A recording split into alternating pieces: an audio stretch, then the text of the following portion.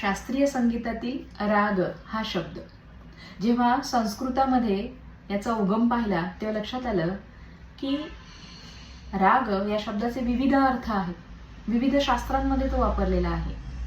योगशास्त्रामध्ये राग याचा अर्थ सुखानुशायी राग हा, म्हणजे योगशास्त्रामध्ये जे 5 प्रकारचे क्लेशदायक प्रकार असतात की ज्याच्यामुळे योगशास्त्रामध्ये बाधा येऊ शकते, त्याच्यामध्ये अविद्या, अस्मिता, राग, द्वेष आणि अभिनिवेश, त्यातील राग हा शब्द.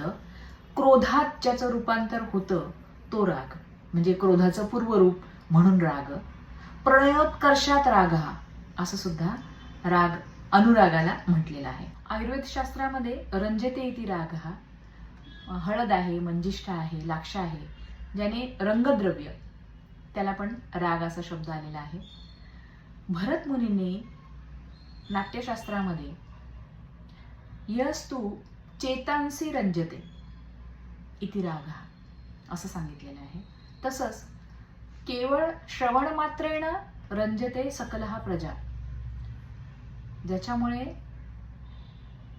रंजन होतं फक्त ऐकून, त्याला राग असं म्हटलेलं आहे. रागाला काळाचं बंधन असतं, पण रंगभूमौ नृपाज्ञायाम कालदोषो न विद्यते, म्हणजे रंगभूमीवर सादरीकरण करताना आणि जर राजाज्ञा असेल, म्हणजे जर आपण थोड्या मोठ्यांच्या समोर जर कार्यक्रम करत असू, रंगभूमीवर कार्यक्रम करत असू, तेव्हा कुठलाही राग कुठल्याही वेळेला गाता येऊ शकतो, त्याला कालदोष नसतो.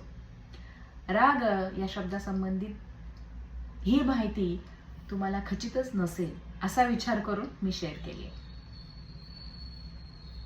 अशा अधिक शास्त्रीय संगीतातील टिप्ससाठी मला नक्की फॉलो करा.